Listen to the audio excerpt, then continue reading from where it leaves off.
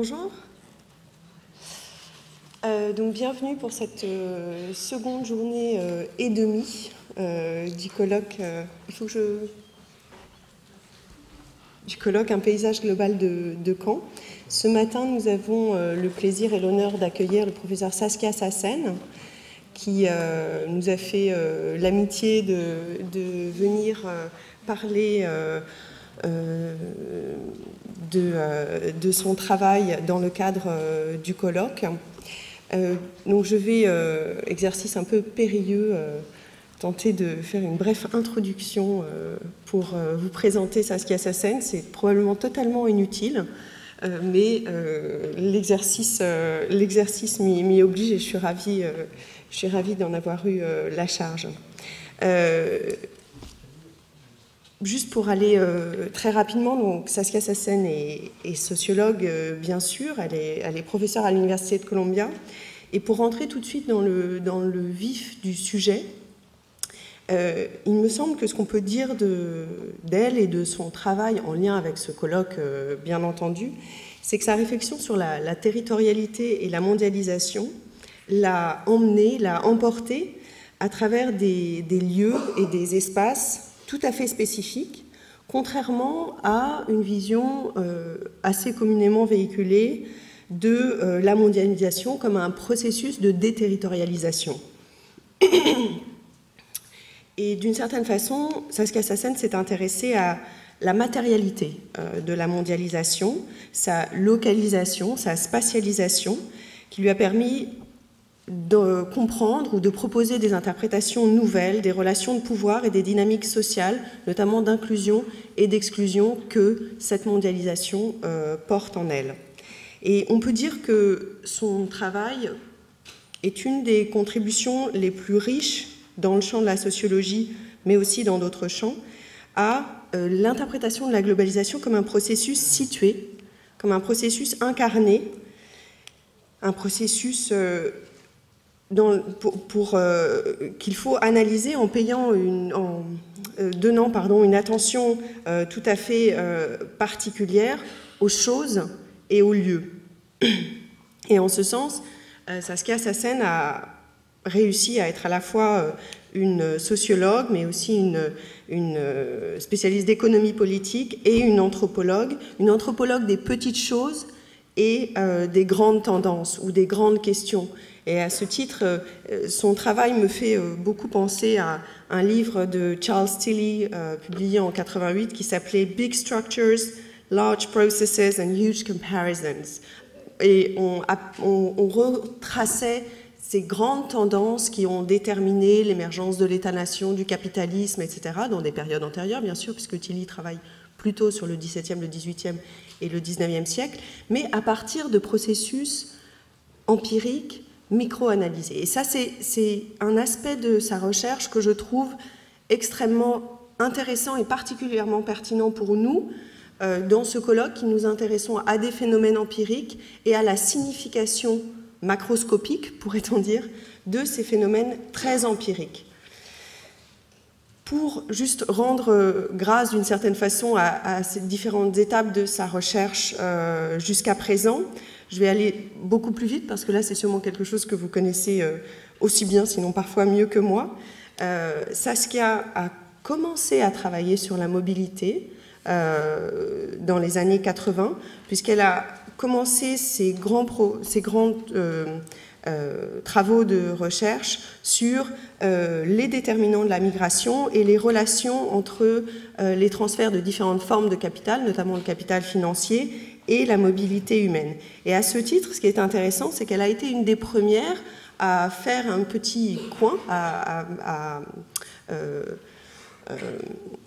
entailler un petit peu les théories classiques de la relation entre développement et migration, l'idée que les migrations sont causées par le sous-développement et donc si une région se développe, eh bien, il n'y a plus d'émigration de cette région. Et en fait, c'est assez faux, c'est empiriquement faux, et Saskia a été une des premières personnes à travailler sur ces questions et à se porter en faux contre ces représentations communes et erronées de l'économie politique de la migration.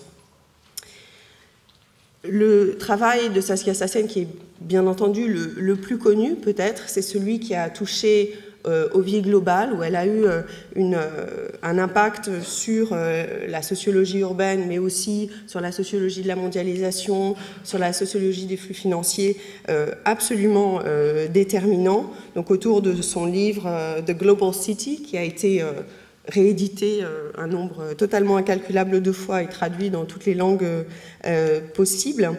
Et là, si vous voulez, ce qui est intéressant, encore une fois, par rapport à ce colloque, bien sûr, ce livre est extrêmement riche et je ne prétends pas le réduire à cette dimension, mais là encore, on retrouve dans son travail cette attention aux choses et aux lieux et le lien fait entre des microprocessus locaux qu'elle étudie dans le contexte de la sociologie urbaine inspirée par l'école de Chicago avec les grandes tendances de la mondialisation.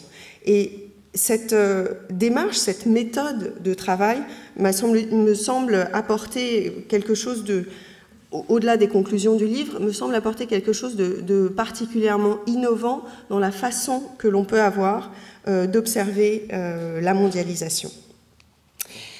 Et bien sûr, cette réflexion sur les choses, les lieux et les mobilités l'a amené dans un troisième temps, pourrait-on dire, de son travail de recherche, à réfléchir de manière peut-être un peu plus théorique sur la question de la souveraineté, de l'autorité, du territoire. Et c'est effectivement un de ses ouvrages, Territory, Authority, Rights from Medieval to Global Assemblage, publié en 2006, qui a synthétisé cette dimension plus théorique de sa réflexion sur mondialisation et souveraineté.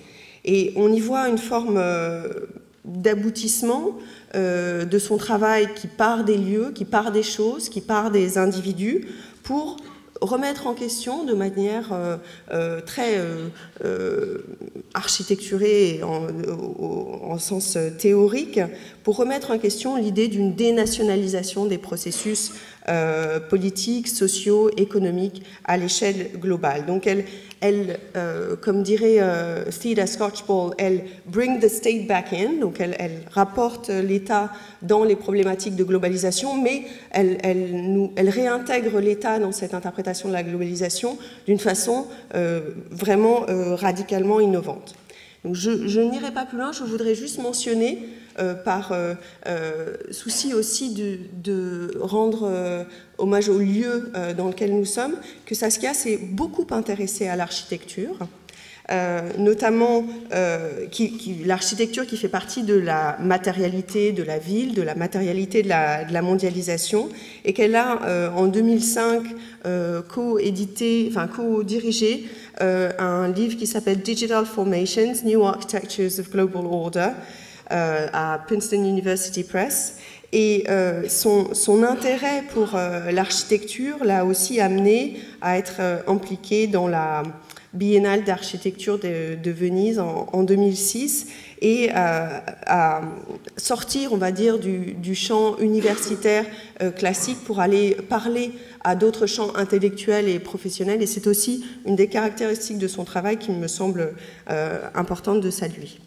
Donc, j'appelle donc le professeur Saskia Sassen pour sa conférence inaugurale.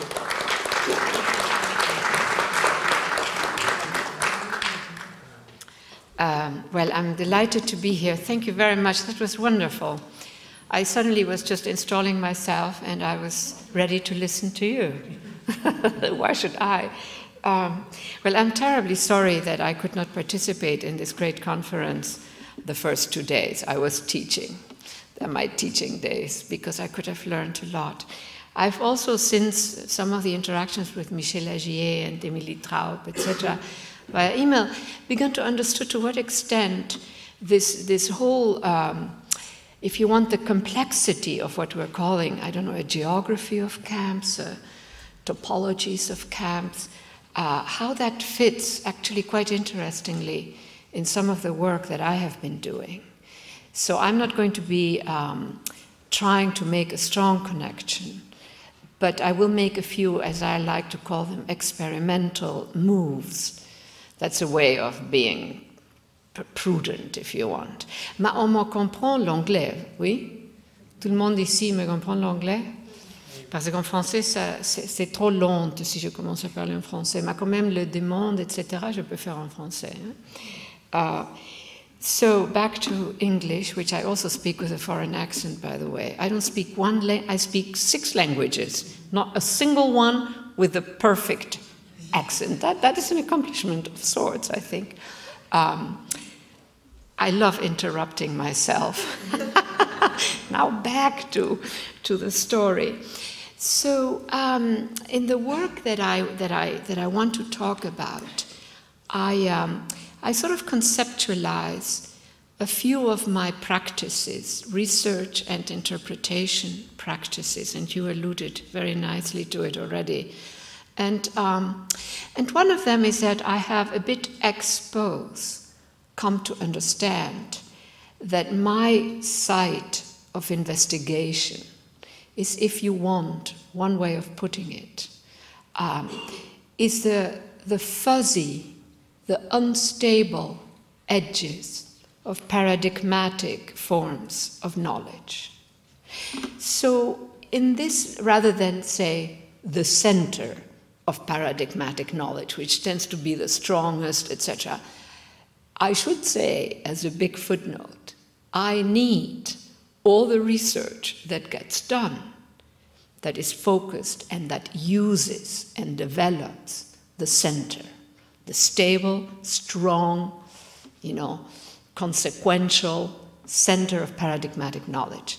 But in my own practice, I have then the luxury to position my inquiry in the fuzzy edge, the unstable edge.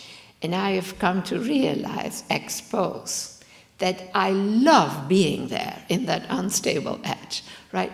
So one of the effects of that, just to get at something that I want to end with, is if I take sufficient distance from the camps. I'm assuming that most people here are into camps research or interpreting, etc. So if I take enough distance, intellectual, methodological, etc., from the camps, what do I see? I see a formation that is, number one, a variable, clearly, and I think your book makes an extraordinary contribution to this. But at one end, I can stand back and say, why are they not allowed to become cities? Cities being complex but incomplete spaces, which enables the people living in them to be makers. And that's why cities keep reinventing themselves, they keep changing, they capture the particularities of an epoch, and they outlive formal, closed systems of power, whether kingdoms, republics, multinational corporations, etc. And it also is the space, I argue, where those without power get to be makers. They make a history, they make a politics, they make a culture. They make a city, in the case of the camp. Now, at this end, the camps are such spaces of misery and control that you cannot make that argument. But the point for me is not to go at the center, not at the paradigmatic meaning of camps, but to open up that variable and to say, at this end, not to mention the fact that so many of the people in displaced camps are never going back home. At what point do we stop calling them displaced people? And at what point do we have to say they are constituting a collectivity, a membership, a space, a city, whatever it might be? So that is sort of where I want to arrive at, but to get there, and again, I'm not really talking about camps, I'm just saying that camps fit as one instantiation of a much larger array of examples that I'm looking at. But so back to this methodological practice, and to do this kind of stuff, I sort of deploy what I call, where does this, or do I have to go up and down here? So I think of it as a space before method, and the space before method for me comes down to, if I materialize it, to analytic tactics, literally. The freedom to position yourself vis-à-vis your object of study in whatever way you want. No methodological constraints or disciplining. Now, eventually, I call it before method, because eventually I have to move back into that zone of method. You know, I cannot just stay there, you know, dancing my tangos in the before method zone. Now, here we are. So here are some of these analytic tactics, and these are pretty core. They sort of function as core tactics, but I have a whole bunch of them, depending on what I'm after. So I want to emphasize it's a space of freedom, and I need it because I'm not in the center of the paradigm. I'm at the edge, and the edge is unstable. And so one of these is to actively destabilize stable meaning. So if I were doing research on camps, it would mean destabilizing actively the meaning of camps. Move myself back to such a far point that I have to rediscover what is a camp. And that opens you up to all the variabilities. That opens you up to projects, the projectual, that not simply that which is, but that which could be, right? So it really is an opening up. The second one concerns the stages, if you want, of powerful explanations. A powerful explanation is serious stuff. You can't just throw it out of the window. Sometimes I really want to do that, but you can't, clearly. But what you can do is ask, what does this powerful explanation keep me from seeing? So, for instance, cities, urbanization, those are very powerful terms. Immigration.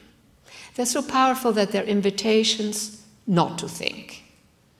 You say it, immigration, city, urbanization, just so much has been said just by those single words that they are invitations not to think. And I would have a question to camp researchers.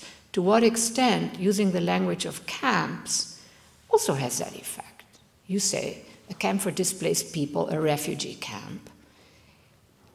How much has been covered by that language that all kinds of other things, like what I said at the beginning, the possibility of saying some of those camps could be cities if you didn't have these regulatory and policy and I don't know what all, confinements, allow the residents to make a city. That's what I was saying earlier. Now, one that really interests me a lot, and I'm working on that now again, is the question of territory. So I think of territory as a complex category that has embedded logics of power, which in our Western modernity achieved their most sort of developed form, if you want, in the national liberal state, and also embedded logics of power, of claim-making, which in our, again, Western modernity took the form of citizenship. But what happens when that understanding of territory captures less and less of what is territory, and to turn it around, putting it in another sense? What don't I see when I just invoke territory in that traditional sense, or that inherited sense almost? And so I'm very interested in analytically waking up. So réveiller, réveiller, wake up. What I have to tell myself every morning, wake up, wake up. What happens when I make it work analytically, when I take it out, when I say that complex meaning, complex as it is not working analytically. If there's only one meaning, it is not working analytically. And so what happens if I allow it to work analytically? And so I in this little book that I'm working on now, I really want to ask myself the question, what do I see when I look at certain conditions as territories? Again, territory for me is not land, space, terrain, ground, all of that. It is this mixture. It is partly made. It is not simply a condition. And so I think of the global city as a kind of territory. I already said that in my work on that subject. It's a kind of territory, neither fully global nor fully national. Global city is not fully national. And I look at finance, high finance, and its particular terrains and grounds, and I say at some point, finance makes territory. It is a territory that is partly ensconced in nationally regulated spaces or enabling spaces, but formally enabling spaces. But it is also partly something that is something else, that is partly electronic, of course. So again, with camps, I would be very interested, and I think I would come up with this notion of a variable, clearly, that at one end complex, diverse, incomplete, but with a systematicity that was made by the residents, and at the other end, spaces of deep misery and nothing happens, spaces of escape. Now, the making part, I've become very keen on capturing what is a partial approach, which is the making of it all. But I want to stretch it on to more sort of elusive terms, like I think we make inequality, we make justice, we make prisoners, mostly, certainly in the United States, we make them. You know, we have millions in jail. So it's not just those who are truly murderers, it's all kinds of other people. We probably also make refugees, we make camps, etc. Now, when I try to understand sort of these foundational conditions that are not fully captured in existing paradigms, I would argue, one kind of framing question that one can ask, that I like to ask when I give a talk like this, is what is the steam engine of our epoch? In other words, a powerful condition that makes itself present directly and indirectly throughout multiple systems, maybe not all. It's not a universal. It works itself and manifests in very, very specific ways, as the steam engine did. So it's, again, I repeat, it's not a universal condition. It's just a very sort of foundational one. The typical answer, by the way, is information technologies, which I think is a good answer. When I give people a chance to shout back and say what they think is the steam engine of our epoch, the typical answer is information technologies, which I can understand, I accept. But I argue partly in a contestatory mode, not necessarily on the substance, that it isn't that it is high finance, and again, understood as a steam engine.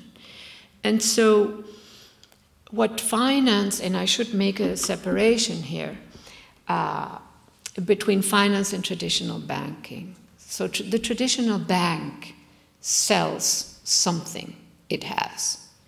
Money, old-fashioned money.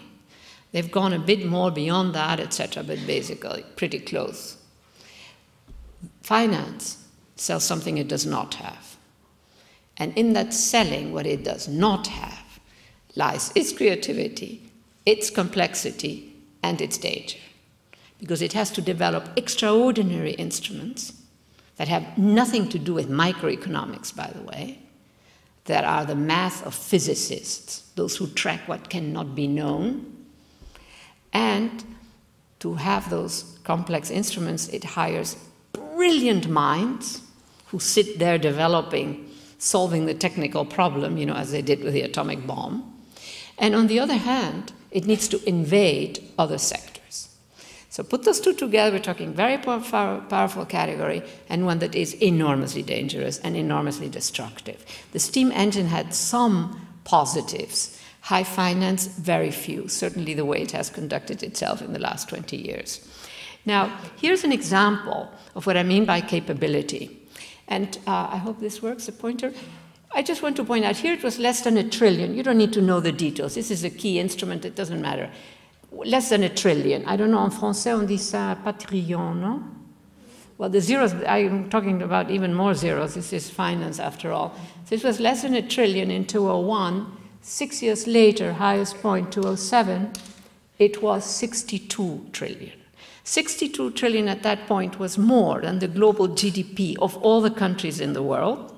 That's an achievement. Plus, secondly, it was only 10% of total value of finance as measured by outstanding derivatives, which is the basic measure. We're talking capability. So we call it money. The value now of this, well, before this little crisis that we have now, was 1 quadrillion.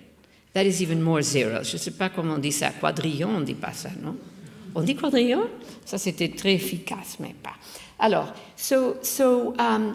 now I am talking about this because I really mean to talk about it as the steam engine, something with a capacity to profoundly alter even stuff that is not at all directly related. Now, in my mind, if I were working on camps, I would try to understand, are some of the displacements, some of the evictions, etc., also feeding? Is war? You know, I don't know that I would want to connect it to finance, but I would want to connect it to the fact that there is a capacity, a systemic capacity that can expel, that can destroy, that can eliminate. That is what is the issue here. Now, here is an example. It's a familiar example. I don't want to dwell on it. But this is a very good example of how finance used very modest assets to destroy whole communities. We are, again, you can read this. You know, I don't want to dwell too much on this subject now. But this is what I want to dwell on. These are the expulsions in the north. And they're also happening in Europe. So what we, and the basic data, I should say, comes from the Federal Reserve, which is the central bank of the United States. They are a great research website. If you are interested in all kinds of stuff, good and bad about the United States, by all means go to the central bank websites. Besides making policy, which is often very destructive, they're really a great data and research entity. Many people don't seem to know that about central banks. I assume the French central bank is that too. But anyhow, the head of the Fed, Bernanke, the former head, when he retired just a few months ago, he said almost 14 million households will lose their home by the time this is done. Now, 14 million households can be up to 30 million individuals. It's probably more. We have whole new homeless encampments in the United States. The biggest one right now in the United States in the last few years is in Silicon Valley. And I have a video, and if you look very carefully, yes, they're homeless. They're building, you know, tents and whatever with tarp. They have very good sneakers, high-quality sneakers, and they have very good bikes. They've hung on to those two things, many of these young people. You know that they were middle class. They were this new professional ascendant. You know, they were just becoming out. I mentioned that to juxtapose to these other expulsions that we're so used about, the miseries of the world, the people who live in total misery. Well, these people are not quite living in total misery, but they are homeless and they are jobless. And years after years of that, it's now been about 5 years, you know, it does erode. Now, the second notion is that this does not happen in Europe. So I just want to, these are just, in the book I have sort of the full, I think I have it, or in an appendix, the full list of all the countries. I want to point out that among the highest foreclosure rates is Germany, supposedly the country that got it all right, right?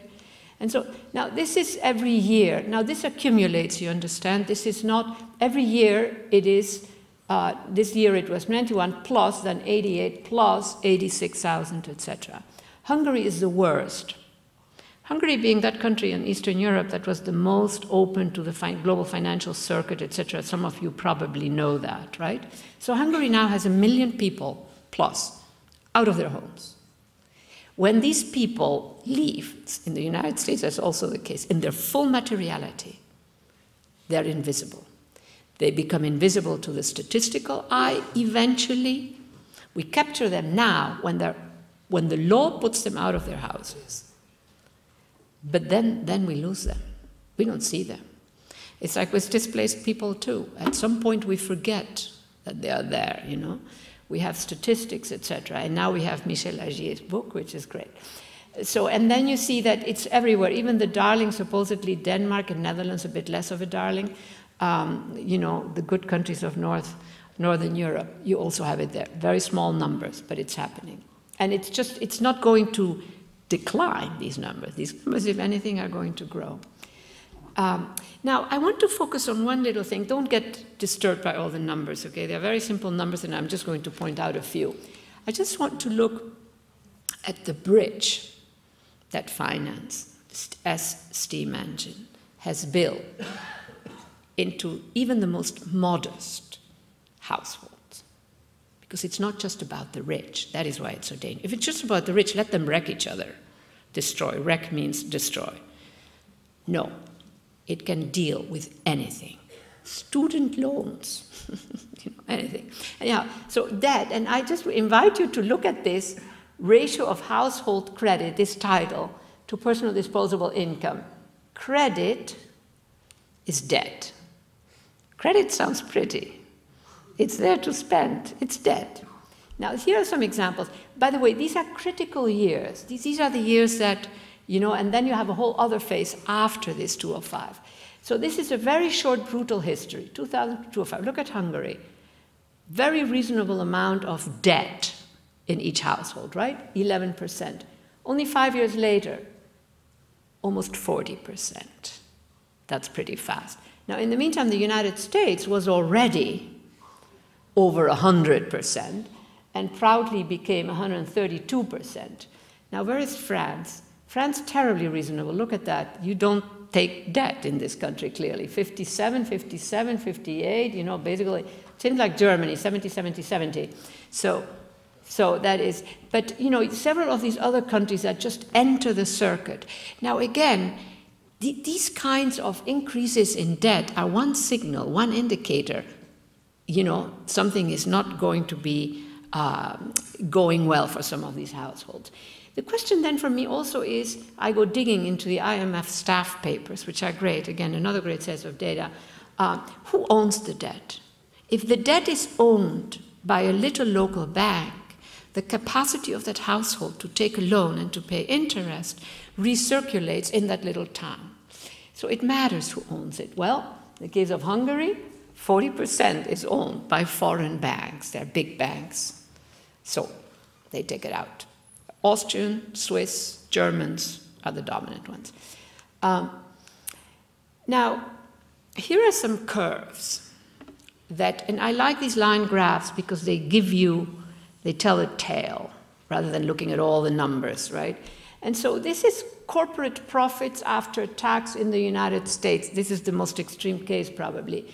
Here all kinds of stuff is happening, but it's measured in billions. That is why it shows a flat line. It's not that they were not making any profits. Now look, they go, go, go, then they go, and then they have a half-hour crisis, right, in 29. I exaggerate, of course, it's about 2 years. And then they go even higher. That's an accomplishment. Very severe crises, all these people are losing their homes, all kinds of bad things are happening, small firms are going broke, little owners are committing suicide in Greece, but here they make even more. That's a capacity, that's a capability at work, and clearly, you know, for their own interest. Here, I am very amused by these data. You must bear with me, okay? I am totally entertained by these numbers. Anyhow, here's corporate assets in the United States. They didn't even reflect the crisis. So we are dealing with systematicities that are really going in opposite directions. On the one hand, even ex-Silicon Valley employees are homeless. Millions of people are being thrown out of their homes in developed countries. So you get sort of the picture, right? And now here in the meantime, our governments are all getting also more indebted with few exceptions, even Germany. But now here are graphs on inequality that I don't want to deal with, but I'm going to leave my slides so that people can look at them. Because what is really extraordinary, what I want to capture, this is a this to me is a beautiful graph. I tell my students you should have this engraved in your mind. 100 years of inequality as represented by one particular trend. What it shows you that were the Keynesian years, it sort of, we managed a bit to reduce concentration at the top. That is what that graph indirectly tells you. Loss of ground from 47 to 33. 33% is still a very robust. This is just earnings, this is not inherited wealth. And then before you knew it, we were back up. When you read the literature of this period, this also holds for Europe, by the way, you read sentences like, now that we have discovered the way in which we can have a strong middle class, a strong, prosperous working class, we're never going to let go of that. Well, before you knew it, 1987, etc., it went up again. I don't know if people are totally with me. I'm jumping very fast, but I'm assuming that some of this is familiar. And this is yet another version of something very interesting. 30 years. This ends in the current census. Almost 50%, no growth at all. And when I ask myself, what allowed the commentators, not the researchers, the commentators, to keep on saying everything is going so well, that they were just seeing the effects of this and not this. I think particularly of cities and the gentrification, the redoing. Remember, Paris was poor, New York was poor, London was poor. These cities were all poor in the 1960s and the 1970s, into the 1980s. And then they take off. So if you were one of those very smart people who picks it up immediately, who knows a bit of this, a bit of that, and you walk through those cities, you said, wow, these are good times for everybody. Because more and more parts of the city were just beautiful. Well, in the meantime, you have this invisible history, again, in its full materiality, it becomes invisible. Including, of course, the modest middle-class people still living in their same homes, but behind the walls that look, the facades may look the same. The question is, what happens behind those facades? Behind those facades, there is doubling up, there is poverty, etc. So there is, to me here, a transversal sort of methodological and interpretation issue, which is what do we see and what don't we see, even if it is fully material? And I must say, again, as a footnote, that when I think about camps, there is a dominant sort of material representation, and I then immediately, almost as a sort of methodological move, want to know, in all the materiality of those camps, you know, that is sort of accessible through great photography, etc., what don't we see? And one question I have, it's not more misery that we don't see. I want to see something else. I want to see under what conditions can camp inhabitants become makers? And the extreme version, as I said at the beginning, would be makers of a city, that kind of space, where they can be makers, etc., etc. I don't want to repeat what I said earlier. Now, here are other versions of this extreme. And the reason I'm showing this is that I'm saying that it is quite possible that much of what has been said for the extreme visible conditions, displaced people, refugees, etc., is, systemically speaking, even though not in the full sense of policy making and the categories of analysis and the classifications, totally different. But in what sense are these not also trends that mark expulsions from existing arrangements of more and more people? And to what extent are we seeing something in the global north that we don't associate at all with displaced people and refugee camps, but that they are a systemic equivalent? And in this little book of mine, I emphasize, you know, again, at the edge, the extreme condition, the expelled. All of what I'm describing, ultimately, are things that affect, in the most extreme version, a minority of people. So it is for displaced people and refugees, but it's an extreme condition. It's a condition that must be acknowledge. I mean, I know that in some cases, like the Palestinian case, you know, it's not just simply a minority, it's a more complex superstructure that is involved as well. But anyhow, here you see that we have always had inequality and concentration of wealth, right? But look at that, the two. After the crises, you see, more concentration at the top, which suggests, again, this sort of opening up. Oh dear. And then here's another version of it, actually loss of wealth. When you take the medium, when you take the center of the paradigm, you don't pick up on this. You don't pick up on this fact. This is a very elementary illustration of this methodological point that I was trying to make at the beginning. Now, all kinds of other trends. What I found very interesting, I have a lot of data on people who are leaving, migrants who are leaving Europe. And so here is a graph. In this case, it's about Spain, out-migration from Spain by continent of origin. So look at all of these. The only ones where you have barely a change, they all are leaving. Yeah? To me, these are interesting trends. They tell larger stories. The only ones I hear is Oceania. Maybe that's pretty far away, I guess, when you're in Spain, right? But even Asia, I mean, look at that. They're just leaving. Now, we know that part of Spain is in deep crises. Part of Spain is still making a lot of money. So there is something to be explained here. Why is it that so many people are leaving? Now, where they go is another matter. We can't dwell on that now. But it is very interesting. One of the highest groups is the Europeans. They are leaving Spain, other Europeans. Now, we know that many of the Latin Americans are going to Latin America because it's good, but Latin America is also declining. If I must think of what would the algorithm of what's happening in our developed economies telling us, it's pretty bad. It is really a bifurcation.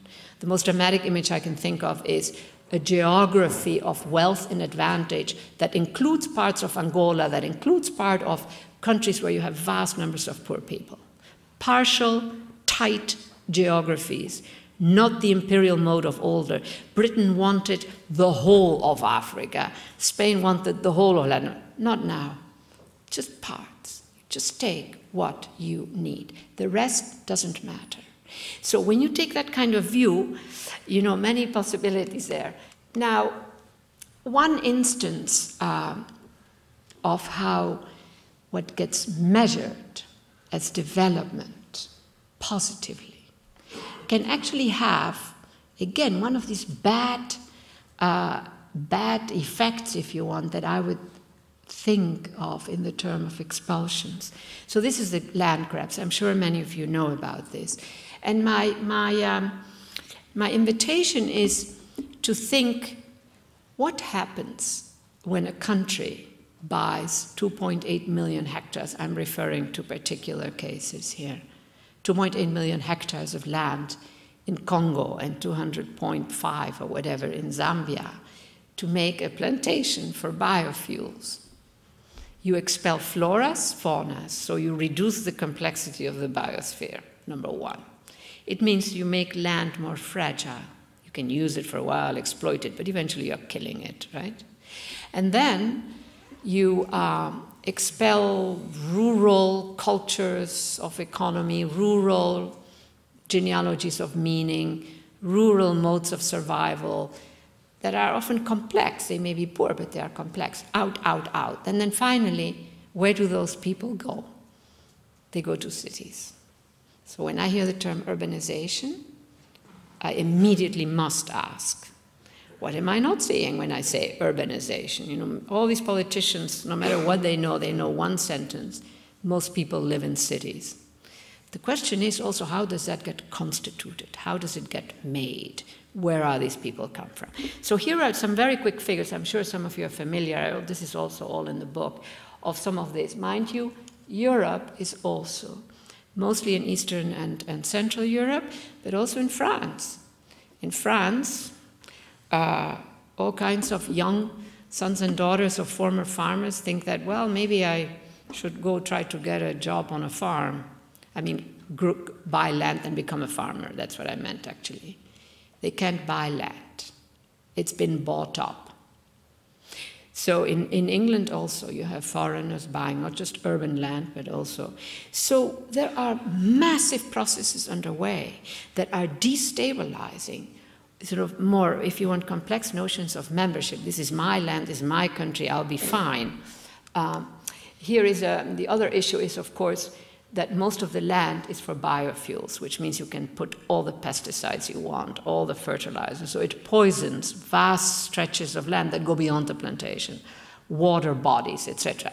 Again, another source for people having to leave the country. A lot of what we call immigration today is an expulsion. And this has been picked up in those who argue about how the eco situation, you know, the changing climate, desertification is producing these kinds of immigrants.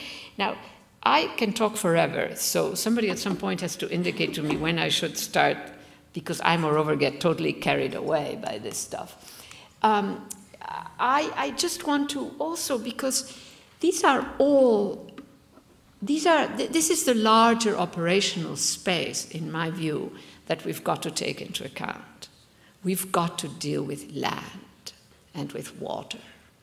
So the social science is too narrow. To me, that is also in the fuzzy edges. I think a lot of the paradigmatic elements that we sort of use could also move into that. They have a bit of difficulty, but they could. Now, this is something that has gone a bit beyond the radar screen.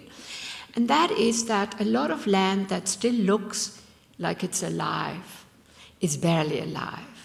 And the famous, as they call it in the United States, the bread basket, you know, of the, I don't know, of the world, probably they say. The top of it looks very green and beautiful when it's, you know, the time to be green. But the temperature beneath it has been going hotter and hotter. It's dying, but it's not visible yet. And so, you know, this again is a story that repeats itself in other scales. So here you can see some of these data.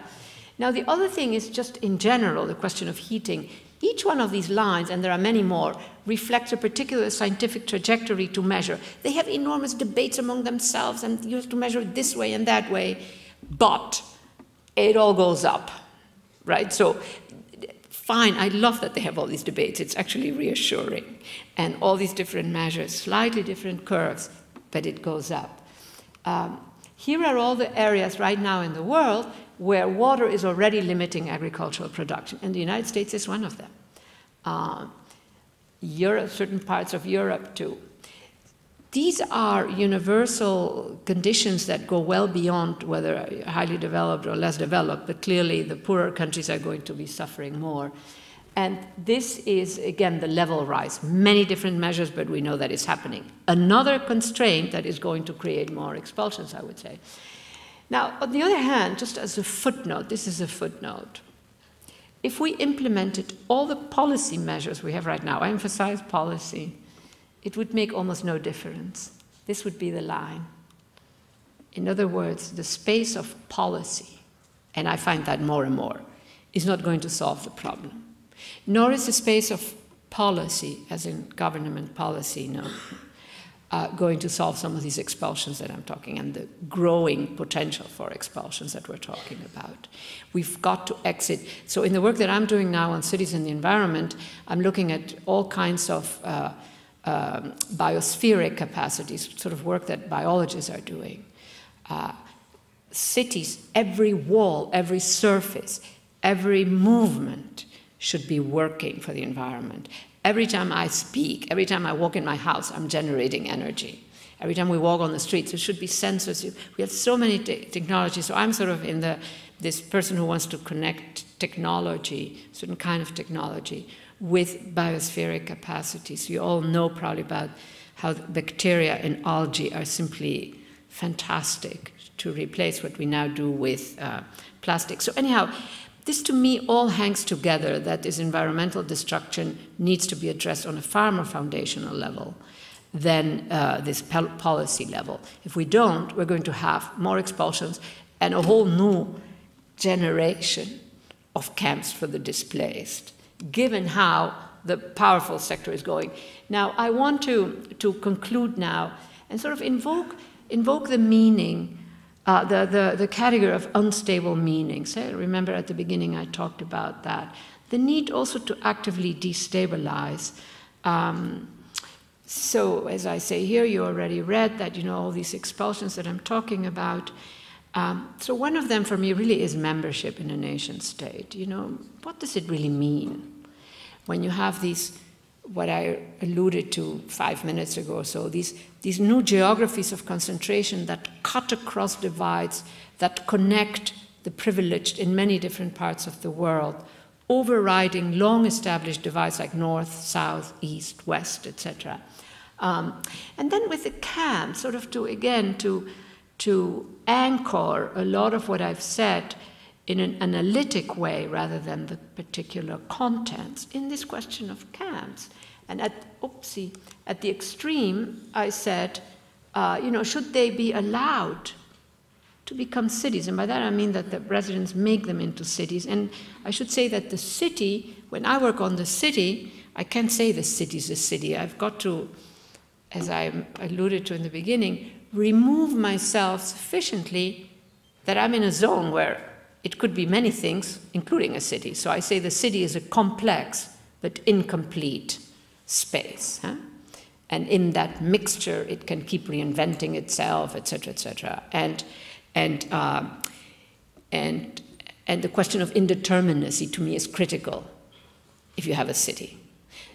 So if you have density as your criteria for a city, to me that is a mistake. Because a huge office park, which is just office after office after office building, is not a city. It has no indeterminacy and it is closed rather than incomplete. I would say the same thing for a housing place, where you have one housing tower after the other. You have enormous density. It is not a city. And so for me, the question then, if I extend that to some of these more complex camps, they have the density question very often. And so to me, the typical sort of measures that are sometimes used for saying this is a city or for assuming it is a city, to me, that doesn't work analytically. I mean, if it doesn't matter, of course, that's fine. You can use density. But if I'm really trying to understand something, I really have to go, as I like to say, to the non-X. If I'm interested in a particular X, go to the non-X. And so the whole question of the camps has me quite intrigued, and I'm trying to figure out what is the non-X for the camp. Because I cannot say a camp for the displaced is a camp for the displaced. That just doesn't work for me analytically. If I really care, it doesn't work. If I don't care, hey, it works. Who cares? But and so this question clearly, if I think of the camp, one thing is indeterminacy probably is not there, except if ultimate misery is a kind of indeterminacy. I don't know that. That's a question probably also for philosophers. And then this other element here, space, is, so to me, one of the markers of a city, as opposed to an office park or a housing park, is that the powerless get to make a history, a culture, even if they do not get empowered. In the Anglo tradition, the notion is you lack power. If something happens that makes a difference, you're empowered. I'm precisely interested in that huge, vague zone, which is between being simply elementary disempowered and empowered. Empowered is fine. I don't care that much. I'm not intrigued. But I'm intrigued by what happens in this shadowy domain. And in that sense, the camp, a complex camp, a camp that has had more than one generation, possibly 2 generations, etc., is actually an interesting indeterminate space which might have potentials. Again, I repeat, not the camps that are simply spaces of misery and illness. So what would happen in such a and to me that is a kind of thinking aloud and conversation I like to have over dinner with good wine, not in a seminar room. I'm not ready for that, but it is a mode of thinking about it. Now, I wanted to end with this map. How many of you have seen this map? It's in the public domain. I never show stuff that is not in the public domain. I work with stuff that is not in the public domain, but I would never presented. Anyhow, these are 10,000 buildings plus that are full-time data gathering about all of us who are in the US. Nationality is secondary, okay? Everybody, all the data. My university has the right to read my email. I know they don't. Our president is a legal scholar who has defended, certain rights of people. He's good. But they have the right to do that. So many of my colleagues don't use university mail anymore because, just like that, just as an act of opposition. Now, I want to point out a couple of things about this. These are huge buildings. They're invisible. We can be standing in front of them. All we see is a structure, but we don't know. This map has been in the public domain since 2010. Most people I speak with in the United States have not seen it. When I was showing this before Mr. Snowden, people couldn't react. When I explained what it was, they couldn't react. There was no narrative, there was no... And so this is, to me, I'm just using this now a bit as an illustration. This is a very important fact to me, that we need theory to see. Theoria, of course, in Greek is seeing not with this eye, but with another eye. And a lot of what I work in this sort of what I could say are the spaces of the expelled is invisible. Because we don't measure it, we don't know it, we reduce it to something very elementary. In that sense, doing this great project on camps is a major contribution, because it gets to something that we think of as simple, elementary, it's all the same, why should we bother? Like, same thing has happened with slums. They used to be seen, a slum is a slum. Well, now we know, no, it's a variable, right? And so to me, it is very intriguing that what we don't see, again, so I would say Agier's book is a contribution to us seeing something about camps, etc., as is the research of people doing that. Now, just to emphasize this question, this is just one area where there's a lot of this building, which is Washington, D.C., of course, the capital of the country.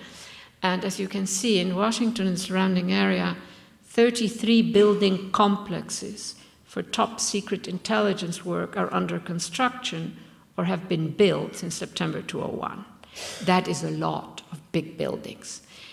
Together, they occupy about 17 million square feet. That's a lot.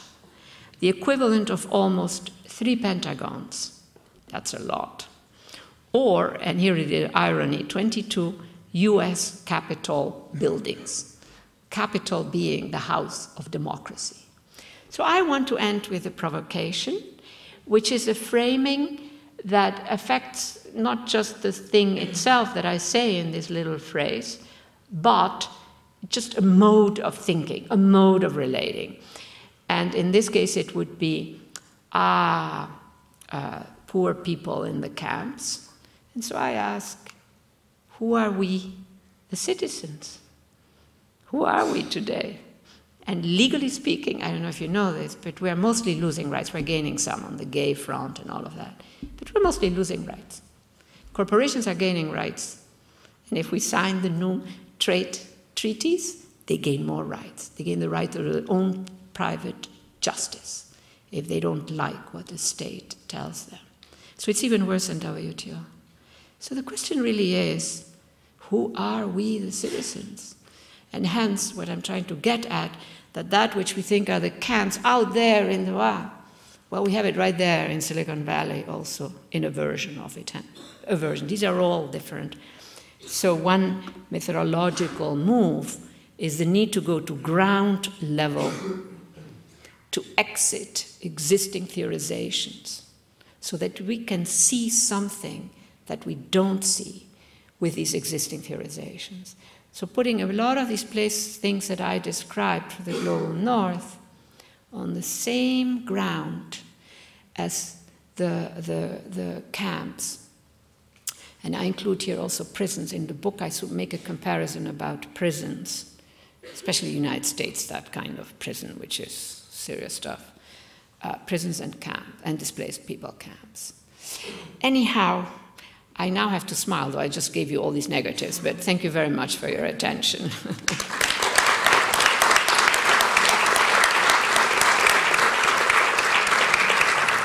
Il y a une question là. Est-ce qu'il y a d'autres questions? On fait deux questions. Personne n'ose lever le... En français ou en English? In French? Yeah, whatever. If I don't understand it in French, then I will ask you to say it in English. Saskia, thank you very much for this, on dit conférence en français, for the speech. J'ai deux questions qui sont sur la page qui était laissée pour la conversation pour une soirée et pas pour une conférence. Et Thank you for picking up on that. Yes, let's go. Yes. Membership of a nation state. Précisément, I think that what you said about global economy as denationalization of a part of national economy, I wonder if we cannot say that all these outside, tout ce dehors, all these spaces are not this kind. That means the membership or citizenship in a non-state or in a denationalization of nation state. Yeah. And the other question, very quickly, the idea of a camp city, I don't know if it refers to a city or if it refers to le droit à la ville. I mean, it's an occupation, a movement, something that people are alive and they say, this place is ours and we will make something. And this making, we don't know, it's full of undetermination, we don't know what will happen, but isn't this the movement that makes the city? The right to the city. And what is the question? Oh, that makes right to the city. I what see. about right. the occupation? Right. Occupation, the making the city is a kind of occupation of a space, and this is the beginning of a city. Yeah. Let me start with that second point that you just made. So I think that, and when I say, the city, I mean, I am also thinking, I know from New York, for instance, particular immigrant communities, artists communities who may or may not be immigrants. So it's not the city, it's very particular interventions. And one issue that is emerging as critical is the need to protect indeterminacy in the city. We have too many well-wishing, nice politicians who say, oh, let's clean this all up and make one big, whatever, mega center. Well, that eliminates indeterminacy. The rebuilding of Potsdamer Platz has eliminated indeterminacy. Those are private streets, right, in Potsdamer Platz. You know what I'm talking about, right? And I did two articles that are sort of connected to this. So one is called, I'm just giving the titles because one is called, Does the City Have Speech? Now, speech in English is sort of a category that has weight, Sprache. It doesn't mean does it chatter. It's also a legal category. So corporations in the United States now have political speech. They can give money to politicians that they like, and they're doing that in the billions. They have speech. So I argue that the materiality itself, the complexity, and that is why complex but incomplete matters. That is why indeterminacy matters. And that is why we can be makers in a city, which we cannot on a plantation, and we cannot really in an office, park, as they call that. And so I think that the city has speech. She talks back. We don't know the language anymore. And this other piece that I just wrote is called Who Owns the City? And I'm seriously doing research about the vast amount of land, city land, that is being bought up, for good or for bad. I want to keep it a bit neutral. Some of these might be good projects, mostly they're not. So just to give you an example, and these are things that people have not focused on. The focus is, of course, on some famous foreign buyers who buy some buildings. But I say, when China's construction company buys a huge stretch of land that we have in Brooklyn, which used to be sort of industrial space. Huge, not to hit on China, by the way, because all kinds of other. And it's going to build 14 huge apartment buildings in a space that used to be sort of a mixed, low-use community space, etc. I mean, they're buying a piece of New York City. They're not just simply buying building, they're buying, so in that sense, who owns the land? So I think that cities are in trouble. That thing that I love, which is city-ness, it's in trouble. And I'm trying to sort of, but I think you are right that being a maker in the city, even if it's in particular neighborhoods, forget about the corporate center, and that Occupy movements, etc., those are all ways also of enacting the right to the city and probably developing instrumentality. So now I have a big deal about if a big buyer comes and says, I'll buy this whole piece of land and eliminates little streets, little parks, it should be a no-go. We're having a big meeting in India about all of this, because India, is a place where they are just buying up, making them into businesses. Parts of the city become business. In continental Europe, it still is a more civilized situation. But on the first one, I think I agree with what you said.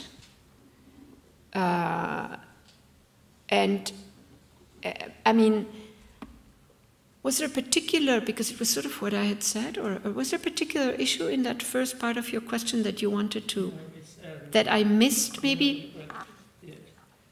I know the state, the denationalizing, right, the denationalizing, right. Right, yeah. So I developed this category of denationalizing, by which I don't mean necessarily privatization, by the way, but as a kind of way of capturing what is a growing trend, which is that one way of putting it is the making of parts of a global operational space inside, and I would say parts, inside national states. So finance does that in one way. But I also argue that entities like the IMF and the WTO have made that inside the executive branch of government. And I say that happens in France, and it happens in Germany, that happens all over, right? And but it is a variable, because I also know that poor Filipino immigrants, women, who are really all over the world, the Filipinas, are organizing anti-trafficking networks, and they are also creating a global operational space for themselves that is, that sort of instantiates, if you want, partly in several countries. But you know why Filipino women are in so many places? Because the Catholic Church has been a great enabler, besides the government being in the export industry of its own workers. But I think that I'm beginning to go back to those. Those are things that I developed in my territory book, and that is really my best book, I think, and I'm still feeding off it, Now, my question, I have to stop talking. You realize I could be on this podium for 7 hours and just talk. Just one more question. Just one? My question. We might take two, but really... But maybe there are no questions, right? Mini questions, one from... Just thank you. Catherine, yes, hello. Saskia. I wanted to start from what you said, which is very interesting for our topic. What we measure as development is actually massive expulsion. Yeah. I think it is very interesting for our reflection on camps, but also on citizenship, because now we are creating people we are unable to name, unable to consider as citizens, and which kind of citizenship do you imagine for people who are now in this global process of the world, but we are unable to understand really to what extent can be this process, and how can we name these people? Citizens, mobile people, people, stateless people, we try to hide them. We don't want to speak about them. So it is a world concern. Yeah. But you see, you probably know already some of this because I have talked probably about it with you already. But see, that is why I like to start, when I deal with immigrants, refugees, undocumented immigrants, etc., I like to start with saying, who are we, right? And if we differentiate ourselves too much from the weaker and more vulnerable, we're missing a big piece of history in the making. That's one thing. The other thing, the other extreme, I've really looked with great care of how elites that are part of, an elite is not simply a rich person, right? You have a formation, there is social formation. How much do they really care about citizenship? You know, there are all kinds of instruments right now. That means that they don't even need citizenship to do a whole lot of stuff that they're doing in many different countries. And I think that is also very interesting. You know, so what I see in this moment right now is a devaluing of citizenship. Now, by citizenship, I also, if I remove myself enough so that I'm not talking citizenship, I say it's an incompletely theorized contract between the state and subjects. You know, whatever the subjects might be. It might be the immigrant, the legal immigrant regime. It might be the elites who come and the professionals who come on special visas and WTO Mode 4, you know, which enables movements of people. You probably know all of that. Anyhow, and then when I then take enough distance that I can put a lot of different stuff, you know, on the same table, ground level, no matter all their complex differences, ground level, de-theorize them all. On the street, all of them, one after the other. I love that image. The elites, and then I say, okay, who's the citizen? And if I'm losing so many rights, because we're really losing technical rights, remember that in our Western law, the citizen does not exist like, say, a Christmas tree with all the baubles, and say, oh, I lost a right. No, we don't exist as such. We exist via a whole bunch of technical systems that constitute little bits and pieces, very difficult for your average journalist, for your average citizen, and for your average researcher to understand when we're losing rights, you see. And that, to me, is also part of the story. So when you look at it that way, and you add incompletely theorized contract with the state, you know, it just opens up the whole domain. And to me, citizenship is right now an unstable meaning, I must tell you. So is immigration, by the way, because I think more and more immigrants are refugees from environmental, etc., or expelled in one way or another. And the refugee regime is not capturing all of them, the formal refugee regime. So I think, Catherine, that we have entered an epoch where we really need to do some very serious thinking, and I know many people, and you are certainly in a vanguard and all of that, but I, in my own way, I have this transfer. I'm not an expert on immigration. I just think that it is a foundational category, etc., etc. But I do think it's unstable. You see, and when you see of high levels of unemployment, when you see of shrinking, just take the good European countries, shrinking benefits, etc., etc., you stand back and you say, well, you know, what is this? Now, in Brazil, sure, the poor have gained some rights, but that's also very limited. You know, there is variability around. I don't want to just talk about the privilege in Europe. Mind you, we are still very well off.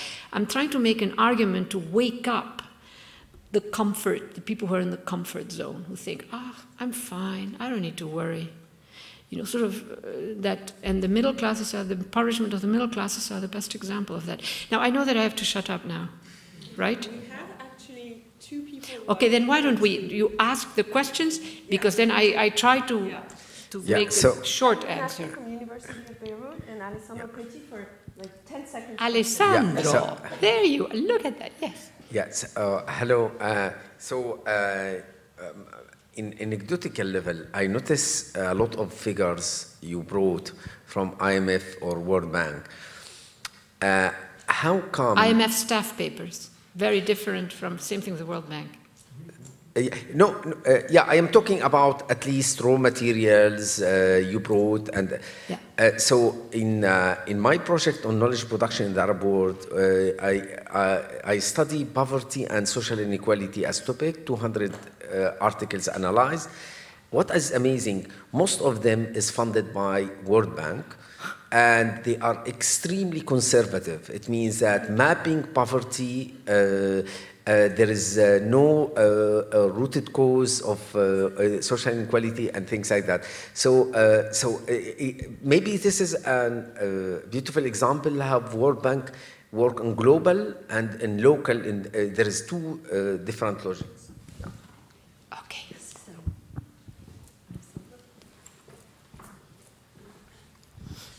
Maybe I'd just like to come back to your question, why the camp cannot be transformed into the city, and maybe inviting you to, because you proposed this very interesting methodological approach, it was maybe in that sense to think the idea of normalization. The what?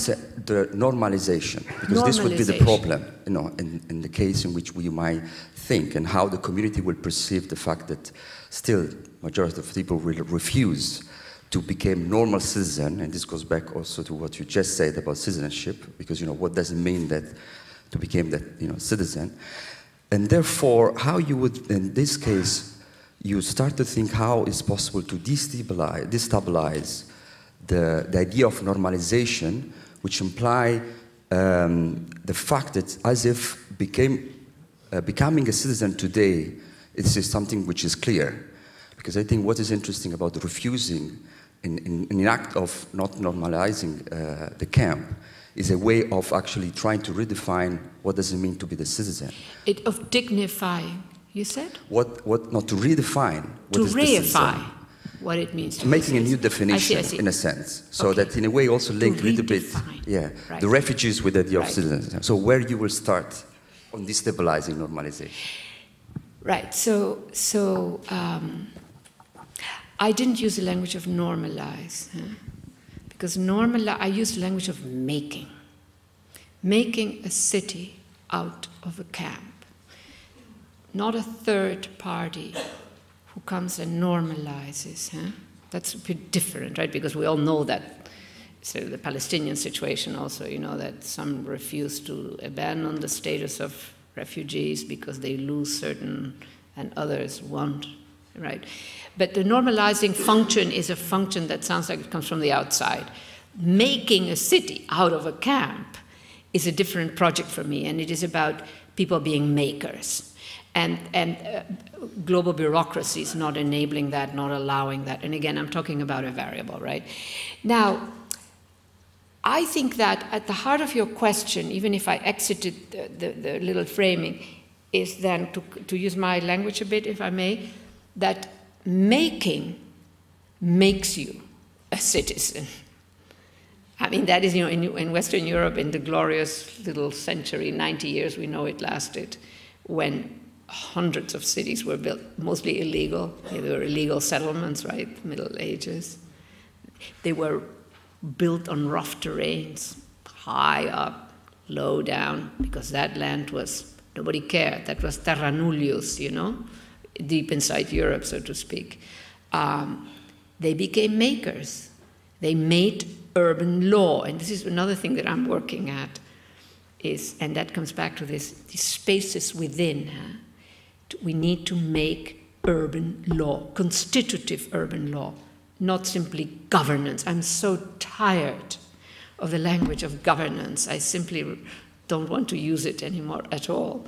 But constitutive law, and in that sense, constituting, and maybe this is one way of answering your question, constituting a complex space where its inhabitants are recognized as makers. Without them, you don't have that space. There is not a third, you know, there always is a third authorizer, mind you, in this case a national state or whatever it might be. But so that is, you know, I don't have a full, you raise a complex process also question. It's not a decision, It has to be So I don't know if I'm beginning to answer your question, Alessandro, but it seems to me that thinking of people as constitutive, the city is constituted through its people, and if you privatize vast stretches of it, to take a very Western, northwestern example, then you have lost something. Huh? Whereas the constitutive person, mind you, those medieval cities qualify, we all know they also had slaves and women who were not constitutive actors, we all know that. But still, I want to just capture that notion of constitutive urban law. And constitutive law for a whole variety, I extend that argument, constitutive law for all kinds of formations. There are other formations that we haven't talked about that I also care about. So anyhow. Now, you know, there are two things in my answer to your question, and I'm very amused because I rarely get asked this, you know. So one thing is the staff papers is often stuff that does not get published. That's why they are listed as IMF staff papers. And they often have some very good critical analyses that may not feed easily, though they could be made to fit, but not easily into the standard programmatics, you know, etc. So that is one issue with the IMF. But I also use central banks. I think I mentioned it, right? Central banks are great data resources. But you have to really go digging, and it's in the public domain because we, the citizens, pay for that, for central banks' data. Huh? That's different from the policy function. Huh? And so I really go to those sources because they have enormous resources and they cover vast. I've been doing that kind of stuff. It's like counter, you know, IMF, I'm not going to touch the data. World Bank. Hell yes, go, but go digging. Don't stay on the surface. The World Bank, actually, if you've been there, has a lot of people who do great research. But that stuff rarely winds up in the formal papers. So that's one kind of answer. So yes, I want to look at those data. But I also use, you know, your average sort of anthropological, academic sort of data. Huh? But that is, I'm not religious. So yeah, I use the data. Contaminated data by the power of the institution, yeah, but I use it because it's good. Same thing about the Federal Reserve. I have such good data that is scandalous stuff. You know, our Fed, I mean, just to give you an example, $17 trillion. So there was a loan to the bank during the crisis that was 320 billion. Billion is less than trillion, huh? Less zeros, billion. And that was public debate. And behind the backs, in the privacy of the Fed, $17 trillion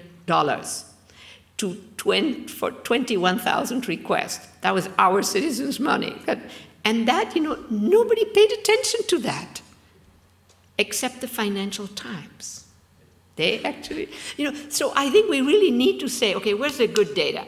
I put it all, again, at ground level, and let me go check it out. You know, I'm not going to say no if there is a, you know, anyhow. Anyhow, it was a pleasure, and thank you for all the time, really.